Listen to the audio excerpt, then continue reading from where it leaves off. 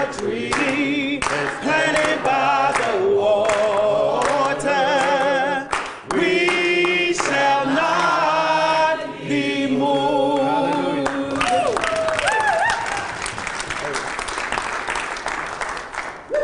I'm glad to see all of you on this morning, and I want you to know it's good to be here. Yes, sir.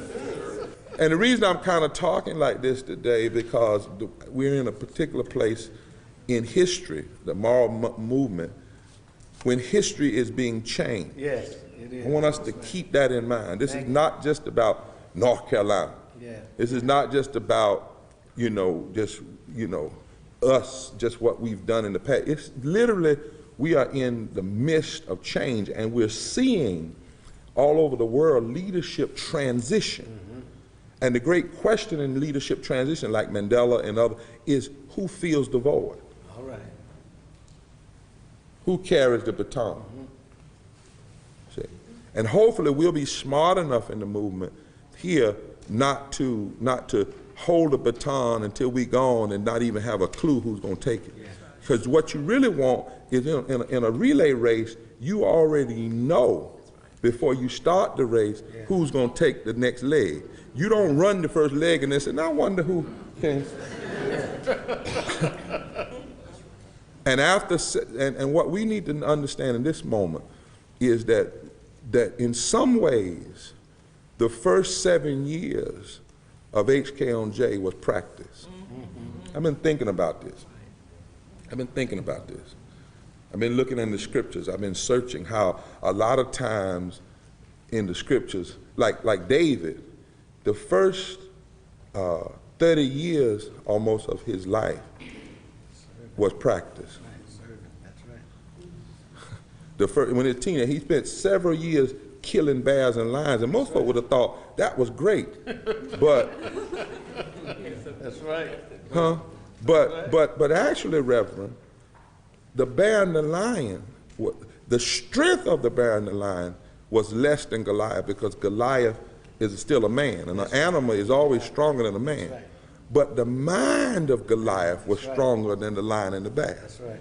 So David's practice got his strength fighting a lion and a bear. But he also was being prepared mentally and spiritually to face Goliath. Yeah. So a lot of times we are doing things and we think it's the moment, and it's just the preparation. Yeah. Go ahead, preacher. So we're in a moment of history, and where the stars have kind of lined up. Yeah. Where you can really now expose the contrast between immorality and moral in public policy. Benjamin Mays said in '64, right after the 6th March on Washington, he understood that we're in a very transitional moment. He says, listen, we strive to desegregate and integrate America to the end that this great nation of ours, born in revolution and blood, conceived in liberty, dedicated to the proposition that all men are created free and equal, will truly become the lighthouse of freedom, where none will be denied because his skin is black, and none favored because his eyes are blue, where the nation is militarily strong but at peace, economically secure but just, learned but wise, where the poorest will have a job and bread enough to spare, and where the richest will understand the meaning of empathy. For if democracy cannot function interracially as well as intraracially in the United States, then I fear for its very survival in the world. That's right. That's Benjamin Mays in '64 interpreting where they were, where we were in '64. Harriet Beecher Stowe, the abolitionist, said, was right in the middle of the movement. She says, when you get into a tight place and everything goes against you till it seems as though you could not hang on a minute longer, all right, never give up then, for that is just the place and time that the tide will turn. My. All right. You got to know exactly where you are to know how to function. Mandela said, during my lifetime, I have dedicated myself to this struggle of the African people.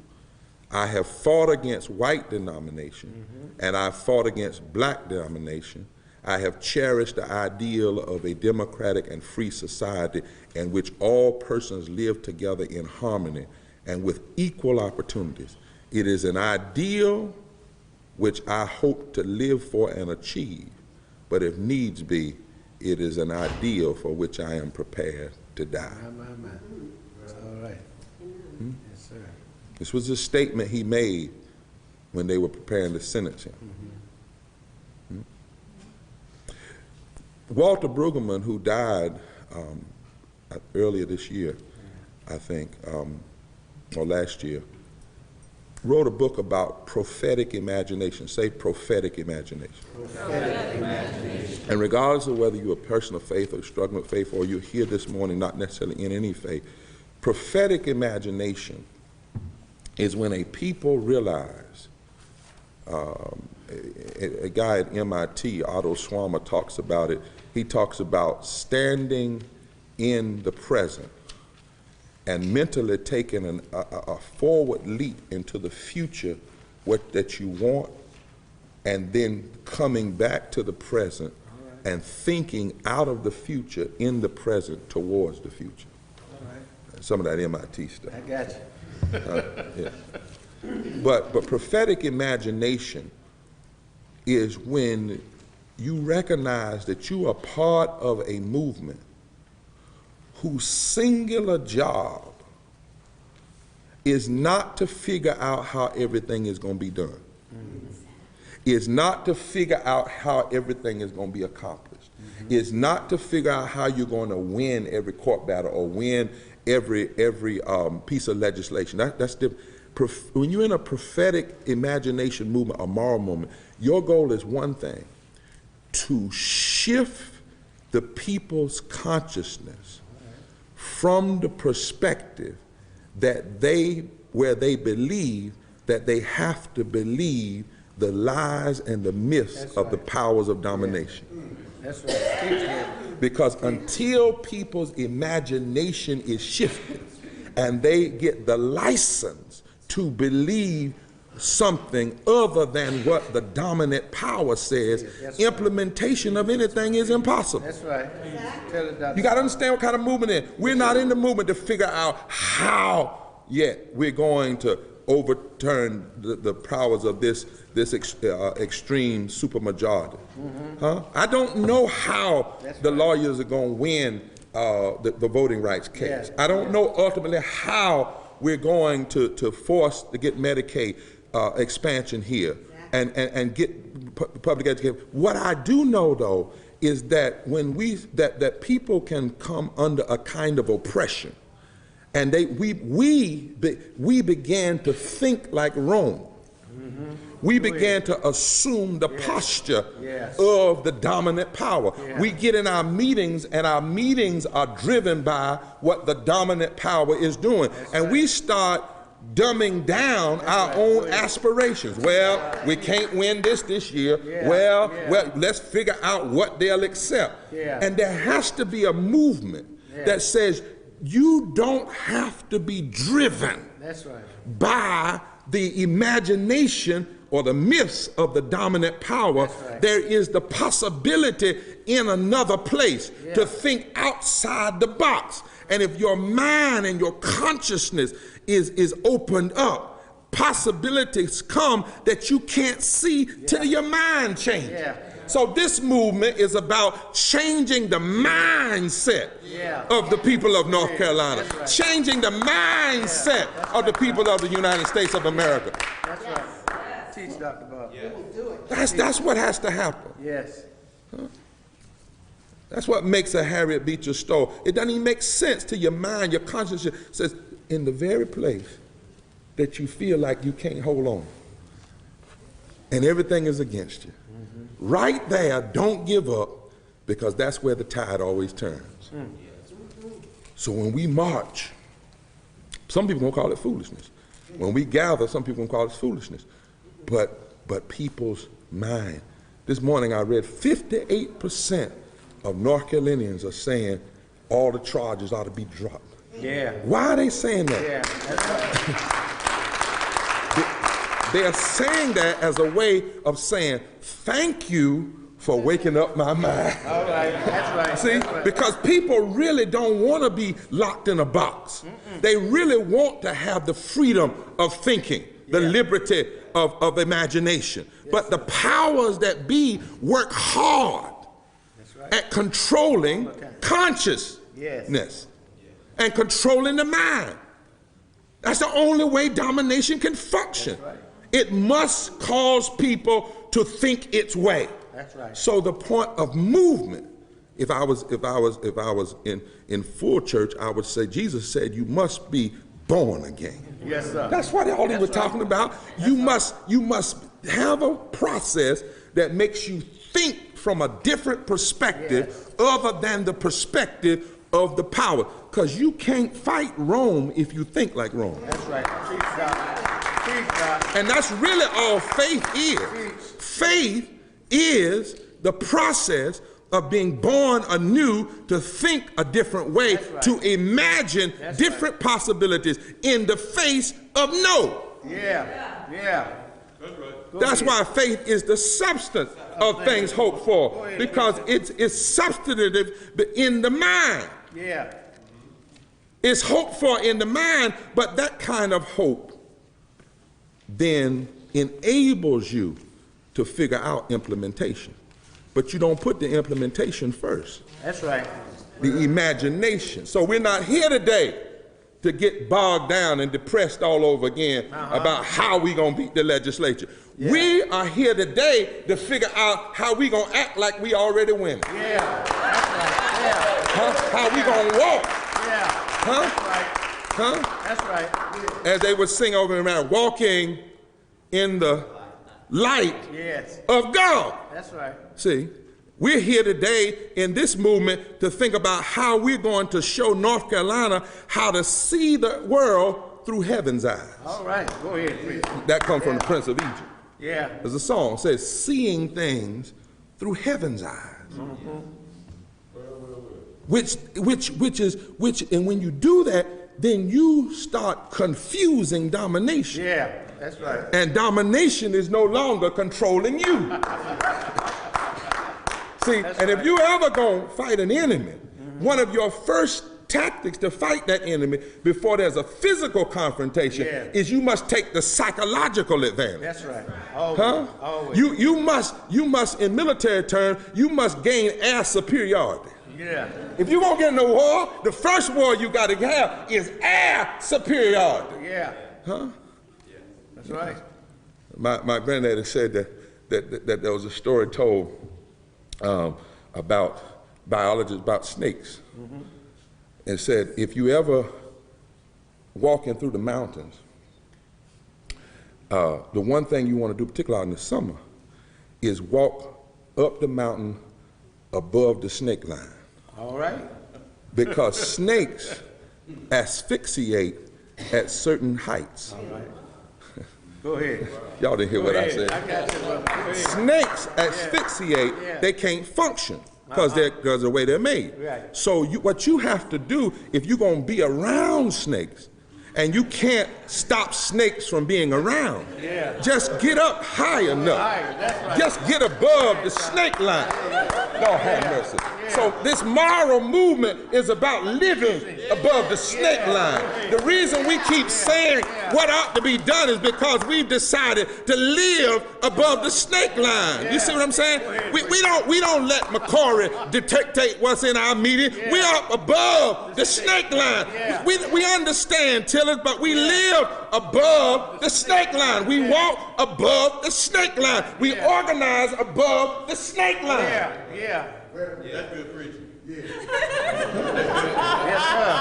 sir. Real good. And that's and that kind of consciousness will draw other people above the snake line. Yeah. So you got to understand when you are seeing signs that you're winning. Yeah. And sometimes the sign that you're winning is in the veracity of your enemy against you. Yeah. Y'all didn't hear what I said. Yeah. See, I have a different consciousness. I'm sorry. See, I have a consciousness framed in faith that comes through the crucifixion to get the resurrection. Go ahead. So in my consciousness, when I see a cross, I don't see it as the end. That's right. When I see a defeat, I don't see it as an end. For me, the defeat is simply the staging for victory. That's right. Always, always. So there's some signs. They told us we were morons. Yep. And outsiders. Yep. And it wouldn't matter. That's right. But this past Monday, people from 12 states came here to learn about the strategies of Moral Monday Forward Together movement and our People's Assembly. That's a sign. See, because when you are crucified and it produces followers, see, ain't nobody supposed to follow you by the power of domination thinking. If I crucify you, nobody else is going to want to go through that. My. And when you get crucified, and instead of it pushing people away from you, that's right. It draws people into you. That's right. Because somewhere in the scripture, somebody said, he said, if I be lifted up. All right. So when you're suffering, and when North Carolina got lifted up, because of the pain of domination. That's right. And instead of people running from us, now they're coming to us. That's a sign. Yes, sir. That means keep on doing what you're doing. Keep on doing. That means don't get in a meeting now and change up. All right. Y'all didn't come here today to figure out how to change up. Right. When you go to court and you end up in a tussle with the United States government, My. because your lawyers are arguing for a speedy case, and from nowhere, the United States government comes in and argues to extend the court, and your defense that you're fighting against stands up and says, we agree with the Justice Department, and it cuts you to your quick, because you never would have thought that the United States Justice Department, to defend civil rights, would come in here and take a position different. Yes. But then when they do that, because you dealing with this different kind of thought, you're not thinking like domination. See, domination would say, well, just give in and don't say nothing to them. But when you go over even to your friends and take them on in the courtroom and ask them what their problem is, and ask them, do they not know they're in a southern courtroom, and ask them, do they not know about the problems, and you know the media is there, but you're not worrying about that, because you're walking in moral authority. You're above the stake line. You don't have time to be bothered with that kind of foolishness about protocol. And you tell them that they're going to have to live with this, and you tell them the story of your daddy and mama who didn't have protected voting rights, and you remind them that maybe they don't understand what kind of fight we're in. And you don't win the date you want. That's right. But you get them to roll back on the date they want. That's right. And then and you get them not to fight you when it comes to calling for an injunction. That's right. And then you walk out of the courtroom and you think, and you say, my God, the trial for the injunction will be happening same time as the anniversary of Freedom Summer. And the trial over voting rights will be happening the same month that the Voting Rights Act was signed in 1965. And you say, look at what's happening here. That's a sign. See, when you get in, when the battles, when you get victories that you wouldn't have gotten unless you had been in the battle. Or when the governor lights the Christmas tree and it makes you so mad. But then in that place, he says something that gives you another platform to raise your moral case.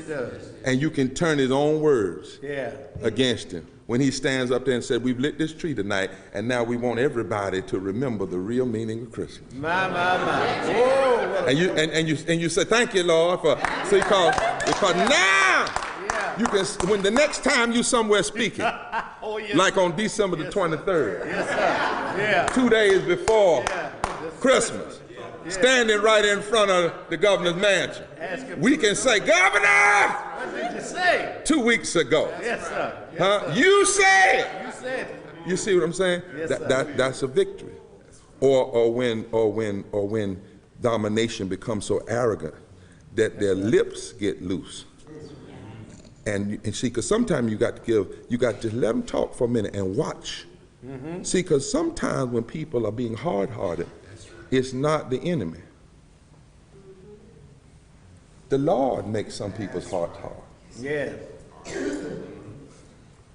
See, sometimes when you're working for justice and you're trying to do stuff just for what's right, and you're loving people, but you're challenging them because you love them too. Yeah. I mean, think about the power that McCrory could be using to help people, or that legislature.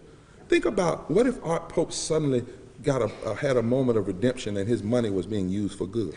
So you always have to look at, don't look at them as enemies you won't destroy. Yeah. Look at their possibility if they were redeemed, if they were transformed. But you have to understand what they don't understand is that sometimes if you continue to just hurt people, God will lock you in that place. That's right. Teach. So that everything you start saying reveals the bankruptcy of your moral, your moral status. Go ahead, preach, brother. Preach. So Tillis this week gets in an interview and says, they asked me about Moral Monday. And something, I'm not knowing what it is yet, has hardened his heart. Oh, yeah. So he can't even call us citizens. Yeah. He says those are just a bunch of losers. Losers, that's what he said. That's right. Bunch of people who lost and they're just a bunch of losers. And now I wrote a blog this morning where Republicans are saying, wait a minute, you calling us losers? You calling businessmen losers who are against your policies and how they're hurting? You're calling teachers losers, you lost their job. You're calling sick people losers, you see? But sometimes, see, you got to stay with a movement long enough till God moves. That's right. Tell it, talk. And so these become signs that you're headed in the right direction. Yes. And when you're headed in the right direction, the thing you got to do is hold on. You can't get like sometimes liberals and progressives get, we want to change every other week. Now, I'm going to have to leave early, but I'm asking y'all, don't get in here and try to figure out how to change today. That's right. Figure out how to keep doing. Right. See, I come out of a farming family, and when we cut trees, we used to cut with axe. You know what I'm talking about? Yeah. And we cut a V on one side. You cut down and cut up and kill a chip out. That's right. And Granddaddy used to say, now just keep hitting in the same space. All right. Get on the other side of the tree and just keep hitting in the same space. Once you cut that V out of the other side, just go on the other side. And I said, how long, Granddad? He said, just keep hitting. I said, but how long, how many? Just keep hitting. Huh? Yes, sir. Huh? I said, how many licks does it take to get to the center of it? He said, just keep hitting. See, because once you cut that V out on the other side, all you got to do is break through. That's all right. That's right. And eventually, the weight of the tree is going to fall. Not you. Yeah. You just got to keep hitting till you weaken it. Yeah. Y'all don't hear what I'm saying. Ahead, you don't even have to cut it all the way. You just got to weaken it. Yeah. Huh? And eventually the weight and the weight of injustice will cause its failure. If we keep staying on course. The weight of it. Yeah, go ahead, Tom. Yes, sir. Yes, sir. And so, Frederick Douglass's speech on the Dred Scott decision in 1857. Because, brothers and sisters, we ain't the first ones to face stuff. And truth of the matter is, ain't no need of us freaking out over a supermajority, because folk have faced stuff worse than this. That's right. Some of y'all in this room have faced stuff worse than this. You know, because y'all faced separate water fountains. Oh, have mercy. And police being so sometimes You don't need to freak out at an enemy. You need to understand that enemy from the context of history. And when you do, you will see that that enemy ain't even as bad as the stuff you faced before. And if they beat stuff before, all we have to do is hang in there. That's right. So here's what Frederick Douglass said in 1857. He said, abolitionists, and the commentator says, abolitionists were feeling very depressed. Mm-hmm. They had suffered defeat right and left. Frederick Douglass rises, and after the slave power's apparent victories, or he went down the list of their apparent victories, and then he said, now my friends, I just gave you one view, all of the victories of the powers. But I want you to know it is, and I thank God, only one view. There is another view, all right, a brighter view. David, you know, looked small and insignificant when going to meet Goliath, but he looked larger when he had slain his foe and was standing over the giant. The Malakoff was, to the eye of the world, impregnable, till the hour it fell before the shot and the shell of an allied army. Thus it hath ever been.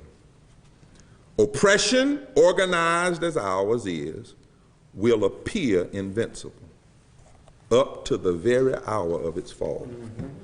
Go ahead. That's what I'm talking about. Sir, let us look at the other side. Yes, sir. And see if there are not some things to cheer our hearts, yes, and nerve us up anew in the good work of emancipation. Take this fact, for it is a fact, that the anti-slavery movement has from first to last never suffered no abatement. Mm-hmm. It has gone forth in all directions and is now felt in the remotest extremities of the Republic. There is another view. It started small and was without capital, either in men or money. The odds were all against it. It literally had nothing to lose and everything to gain. There was ignorance to be enlightened, error to be combated, conscience to be awakened, prejudice to be overcome, apathy to be aroused, the right of speech to be secured, mob violence to be subdued, and a deep radical change to be inwrought in the mind and heart of the whole nation. This is great work. And this great work under God has gone on and gone on gloriously despite all of this. This is another view. Amid all the changes, all the fluctuations, the assaults, the adversities of every kind, it has remained firm in his purpose. Mm-hmm. I want y'all to put HKonJ in this. Put the moral movement in this. Steady in its aim, onward and upward, defying all opposition and never losing a single battle. Our strength is in the growth of the anti-slavery conviction. All right. And this, despite the opposition, that's right, has never halted. There is significant vitality about this abolition movement. It has taken a deeper, broader, and more lasting hold on the national heart than ordinary reform movements. Other subjects of such much interest come and go, expand and contract, blaze and vanish. But the huge question of American slavery, comprehending as it does not merely the weal and the woe of our 4 millions and their countless posterity, but the weal and the woe of this entire nation, must increase in magnitude and in majesty with every hour of its history. And so, never forget that from a cloud no bigger than a man's hand, all right, go ahead, preacher, this movement has overspread the heavens. Yes. This movement has risen from a grain not bigger than a mustard seed. Yes. And yet see how the fowls of the air yes, have crowded its branches. all right, that's all right. We've suffered Yeah. a few legislative defeats this year, and we would probably rather that some of the people running things were not running them. But there is another view. That's right. From Asheville to Manteo, people are gathering. There's another view. That's another view. From Wilmington to Warren County, people are gathering. There's another view. Another view. Straight people and gay people are fighting together. There's another view. Yes, sir. Black people and white people and Native Americans and Asians and Latinos are coming together. There's another view. Episcopal preachers and Presbyterian preachers and Unitarian preachers and Disciples of Christ preachers and Baptist preachers and Pentecostal preachers and imams and Jewish priests are all coming together. There's another view. Atheists are coming in and even shouting at Moral Monday. There's another view. There's another view. Our enemy is beginning to say things they wish they could take back, but in the age of internet, they can never take it back, and the whole world knows it. There is another view. We were in the New York Times this morning. There's another view. The Wall Street Journal is talking about the Pope picket. There's another view. All over the nation, everywhere you go, there is another view. Somebody went to the White House this week, and their first question was, how's Moral Monday and the Forward Together movement in North Carolina? There is another view. It may have started like a grain of a mustard seed. That's right. But now it has flourished. Hallelujah. There is another view. Here's another. And if we keep our eye on that prize, we in this room will go down in history as those who did not give up our forward sight, who refused to walk below the snake line, and who engaged in prophetic imagination and gave people the permission in their mind to not believe the lie of domination. Victory is already ours. Yes. That's right. The manifestation That's right. is just around the corner. All right. Appreciate that.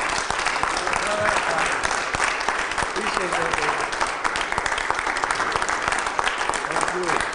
Very good.